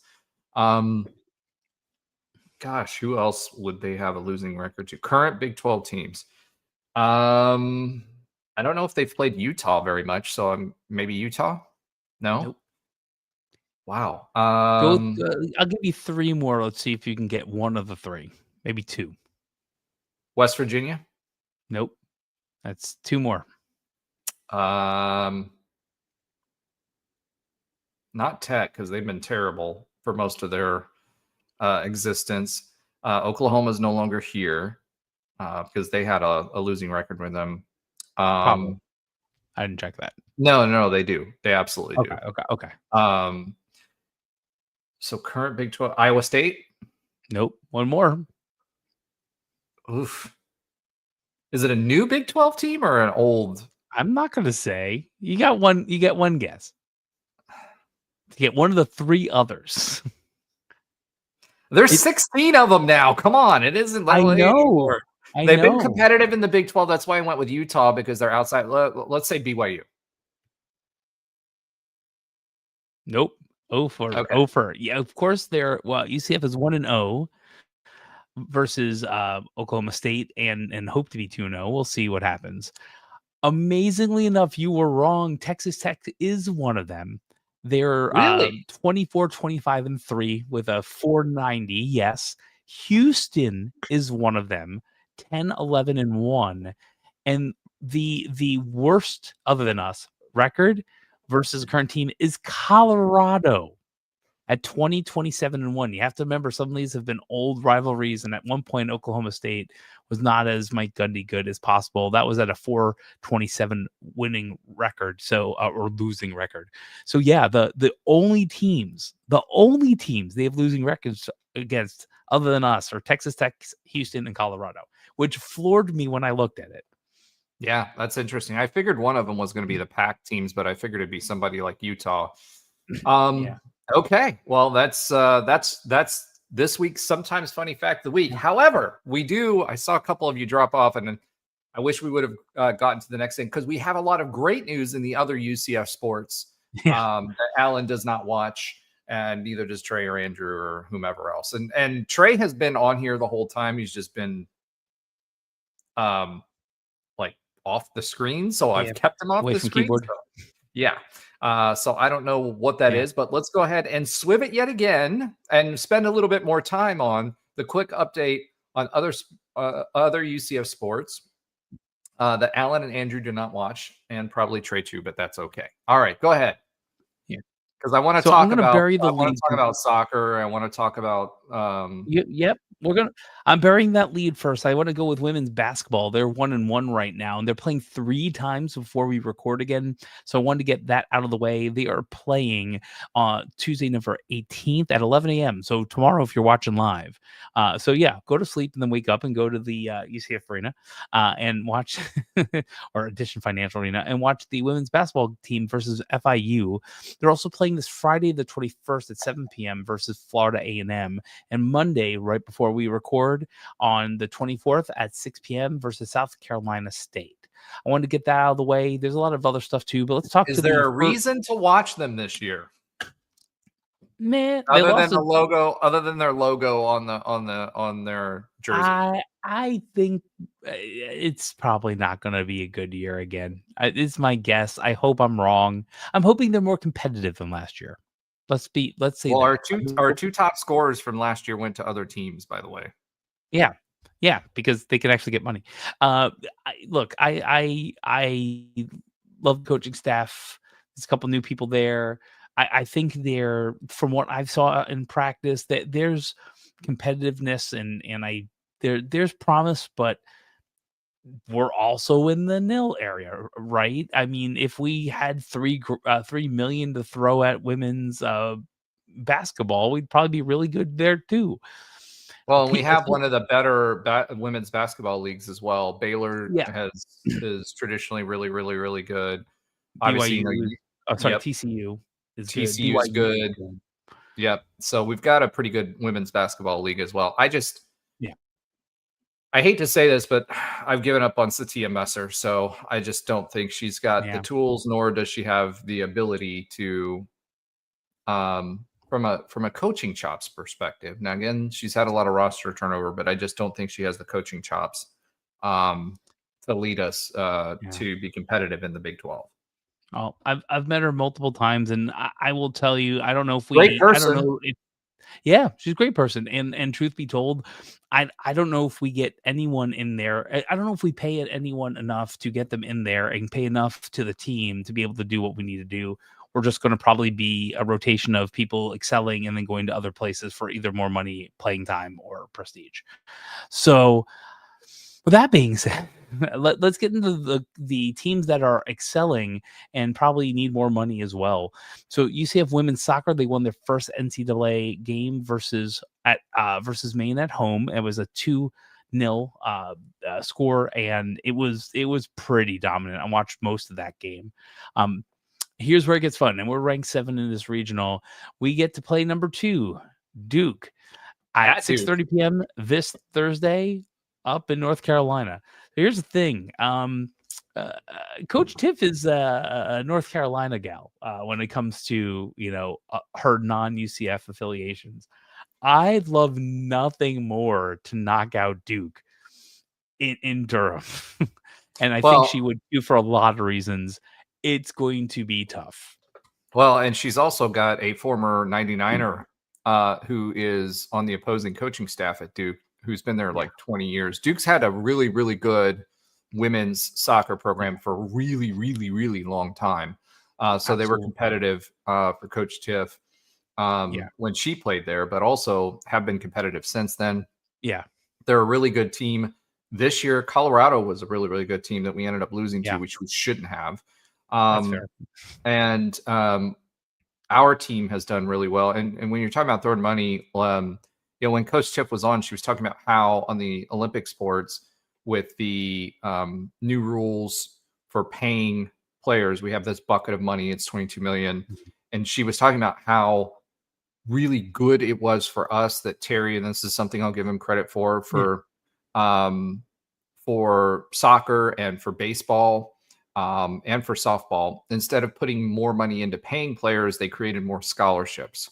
And so in those sports, especially softball, baseball, and soccer, being able to recruit more and offer more scholarships means you can get higher rated talent to come here versus having to pay them, the big bucks. You can be more competitive with that. So that actually put her at a recruiting advantage.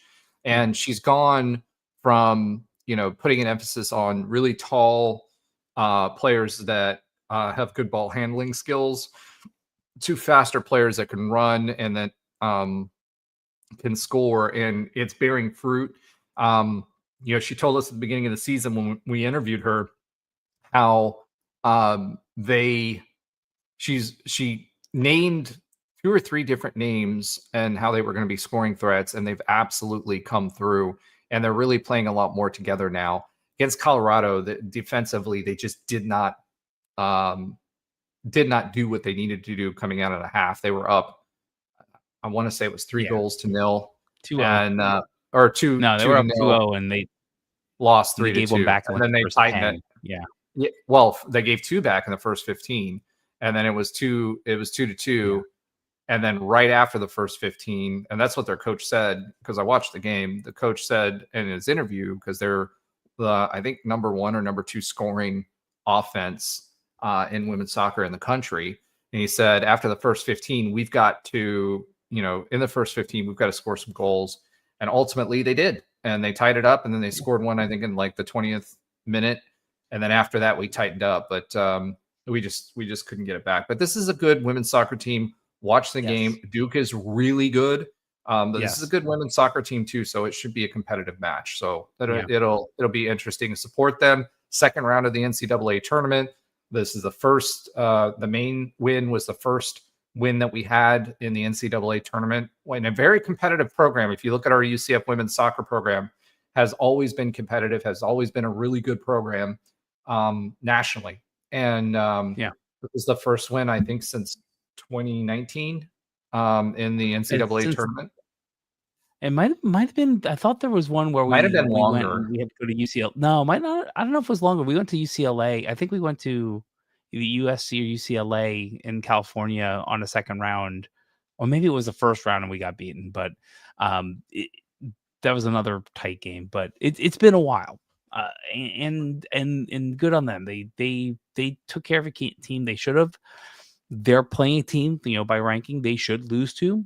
Let's see what happens. All right. So the other soccer team that came out of nowhere. Yeah. So the men's soccer team was not doing good at the beginning of the season. They just weren't. Now they were playing against very competitive teams, but they weren't great at the beginning of the season. And about mid-season, you saw if you listen to the segment, you saw them doing a little bit better, racking up some wins, some ties. And then they went into the Sun Belt Conference Championship. And Sun Belt is probably top 2 conferences in the nation. Fourth. Right now, it's the fourth. It's the 4th highest conference in the country right now. Yeah.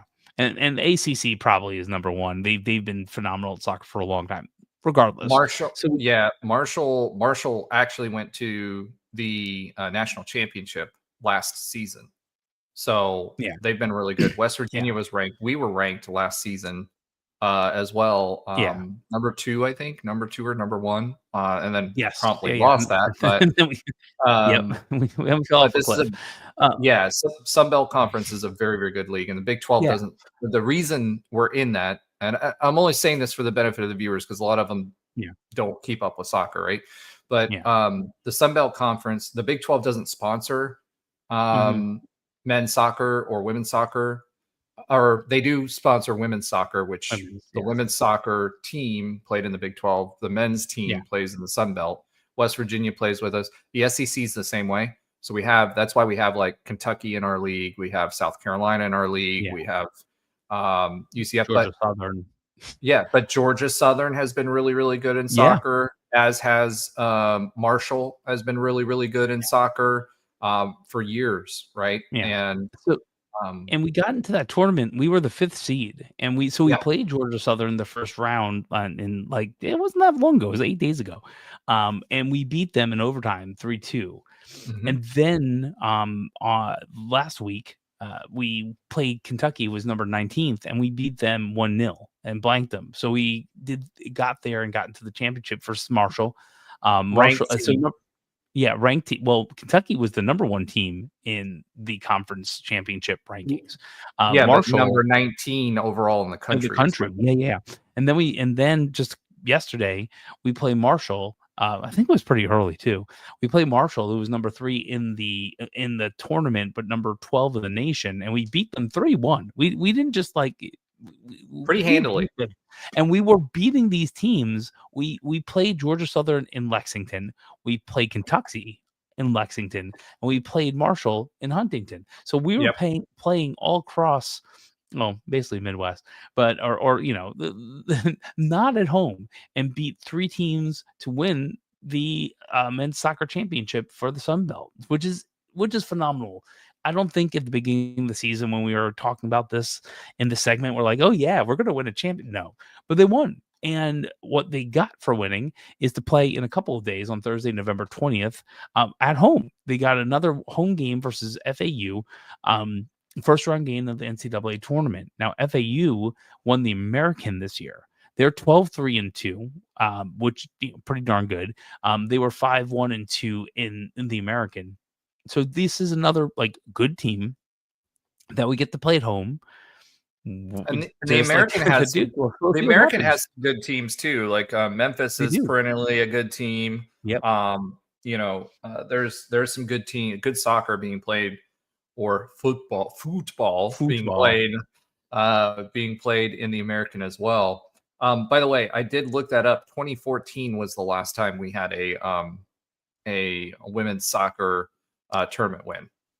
Wow. So we must have made the tournament and gone to UCLA. We've made tournaments. We just haven't won. Right. And so, but going back to the men, this is a team, Scott Calabrese. If you don't know Coach Calabrese, he's awesome. Number one, he was very successful at his previous stop. I think he was he at FIU or FAU? It was one of the two. He was taking his teams to NCAA tournaments consistently and going deep in those tournaments. Last year, we had a really, really solid team. He's a really good soccer coach. We brought him in. He was actually kind of a coup, kind of like our tennis coach when we brought Roddick in, and now our current tennis coaches. So he's a very good coach. And this year was basically a complete roster rebuild for men's soccer after last year's success. Most of those guys were seniors, moved on. And so, the first part of the season, the soccer team, it's kind of like the Scott Frost kind of situation, except in soccer, right? You're in soccer, a lot of it is tactics and strategy, and you're learning how to play. And the scoring just wasn't there yet because they didn't have the timing. They didn't have all of that stuff put together yet. But at the midpoint in the season, they started putting it together, and it's really starting to come together now. And they have a shot, I think. I think they have a shot to maybe make. They're on a high. They're like one of those playoff teams that starts peaking towards the playoffs. This is this team. It's starting to come together, especially when it comes to the scoring. They've been fairly good defensively, but not as good on the scoring, and it's starting to come together. So I expect them to win maybe 2 games in the NCAA tournament, and maybe more. But a lot of these guys are young. Most of them are international players. We didn't talk about it last time, and maybe we'll talk about it next time. They had signing day this week for softball, soccer, volleyball, etc. And women's soccer and men's soccer both brought in some pretty highly ranked number 1 players in their respective countries to play for us. And both teams, and Tiffany has really helped with that. Coach Tiff is getting UCF's name out there in the international community, both in women's and men's soccer. And we're getting the dividends for that. So expect both of these programs to continue to do well going into the future. Yeah. And when you have like 13 plus years of alumni or so that are all across the world, that helps with that too. Yeah, so, absolutely. Yeah. So let's talk about, we don't talk about club teams, but Roger put this up there, so why not? The UCF Knights Hockey Club. It's a club. Went to the Kendall Ice Arena versus the University of Miami and won both games 5-4 and 6-4. Upcoming games, if you're in Lakeland or in the Orlando Ice Den, you can watch the UCF Hockey Club face Florida Southern College, the Mocs. That's at Lakeland on the 21st at 10:15 p.m. So nice early game for you. And you can see them in the Orlando Ice Den, which I think is the old RDV, if I remember correctly. It is. It is. on the 22nd at 4 p.m., a much more reasonable game. I don't know. I feel like I want to go to Lakeland. I don't think I could do that. It's a Friday night, right? Yeah, I probably can't make the Lakeland at 10 p.m. That's a really late start to a game. But anyway, the UCF Hockey Club, if you want to see more about them, knightshockey@ucf.com is how you can get that information. And they have great jerseys. So They check do. those out. They have really, really, really good jerseys. The club team, something people don't realize is our wrestling team back in the 80s and our ice hockey team was actually very, very, very good. And they've gone to a club team, and our club team does really, really well every year and competes for championships there. I know it's club hockey, but hockey's a little bit different. You don't have as many levels, etc. And we compete against the likes of the U and UF and other people. But The UCF, Cows. yeah, the Cows. UCF hockey is actually pretty good. Pretty So decent. Yeah. follow along and maybe buy a jersey because they are really, really cool. And their product shop isn't too bad. They actually have a pretty sweet trucker hat. But anyway, so enough about that. Let's talk about other UCF sports that volleyball ended their road swing with a sweep of West Virginia 3-0, or 16-10 with a home contest versus number 9 Arizona State on Wednesday, November 19th at 6 p.m. The cross country team closed out the 2025 season. So last time we'll talk about them this year. It was one of the best seasons they've had. They ended at the NCAA South Regional Championships, where 4 of our Knights recorded personal bests, and the entire squad recorded the best team finish in program history, placing 13th overall. So we're doing good things in everywhere except for football. It looks like it's what it is. Women's tennis plays in the NCAA individual championship starting tomorrow, Tuesday, November 18th, if you're watching this live. We also have softball. They're playing some Knights versus Knott games this Wednesday through Friday, probably available and open to the public. It is. It is. That's what I thought. So that's. I was going to say. I thought, do we have Trey back? We can ask him if he's coming up for any of those. No, Trey's still hiding out in his 1 week hiatus. I mean, I can put him up on the screen just for funsies, but yeah, he's still in the restroom. AFK. But that's a long restroom break. It's not like he knows any medical professionals that can help him with that.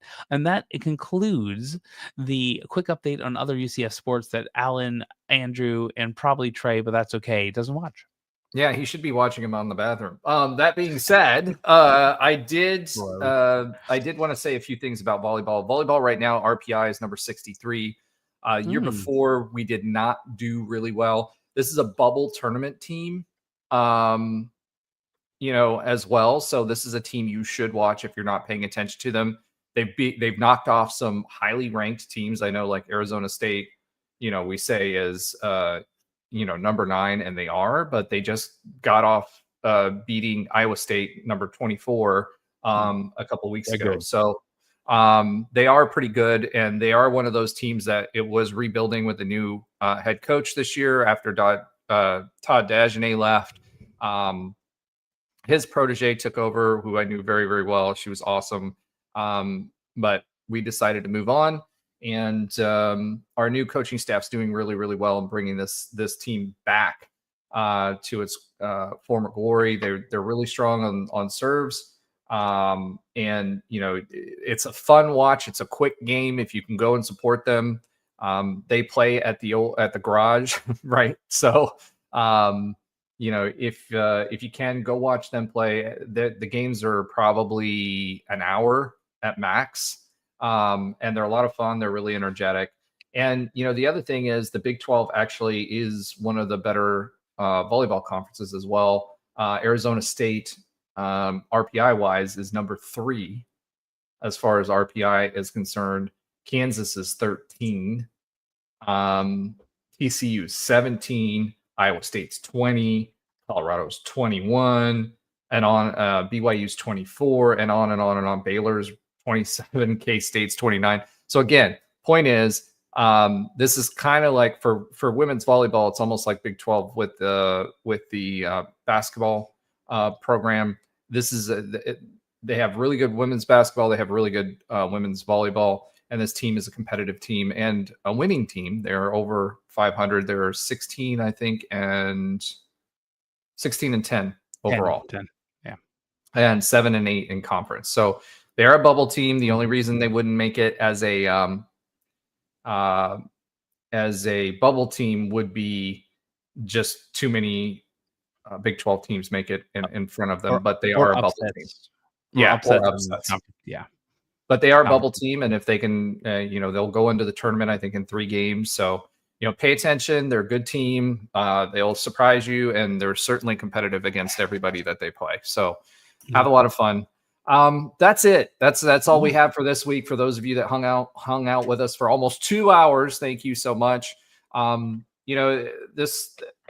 the thing. I think the biggest thing for me for this season was actually the Houston loss. I think we should have won that game, and we'd be talking about a completely different season and looking at it in a completely different way. There'd be a completely different, conversation happening had this been a 6-6 bowl team. And unfortunately, we were that close again, in Kansas the same way, versus Houston. And had we won that game, this would be a completely different conversation, but it's not. And we came off a Texas Tech loss. We knew we were going to take. It still hurt. But this OSU football, this Texas Tech team is number 6 in the nation for a reason. I wouldn't expect. You heard Trey say earlier. He expects them to be in the top 4 in the playoff. In the final 4 in the playoff. This is a really, really good team. So don't take too much away from this. It's rebuilding. It is what it is. Oh, we have a lot of injuries. I'm looking forward to the transfer portal and who we sign in this class, because I think we have 2 good quarterbacks coming in. It may take them a year or so to get their feet up under them, but we need the offensive line. We've got good quarterbacks. We've got a good running back stable when they're not hurt. Just don't get too down. It is what it is. We knew. Everybody said 4 wins, 5 wins, and that's exactly where we are. So that being said, thank you all for joining. Make sure you like, subscribe, follow, tell your friends. I will be recording with our OSU affiliate a little later this week on Wednesday, I believe, for us to put out a preview, and I'll be asking him questions. He'll be asking me questions, and we'll go ahead and post that to our stream as well. Thank you so much. Have a great rest of your week. Go Knights, and Charge on. If you've left to this point, I'm going to give away something. If you've made it this far and you want to join me at a UCF basketball game this season, maybe not Kansas, just go on our socials or find me and type in good coach, bad coach. If you're an old UCF basketball fan, you know why. Type that in, and I will try to find someone to join me at a game this season. So do that, and thank you for waiting to the end of the show. And now Roger's going to cut me off because I told him that he should wait a little bit and not cut me off too easy. Now what I will say is make sure you put it on there. Put it on there as a short as well on the show. Just saying. But thank you. I don't want it as a short. I want people to actually, like, the people who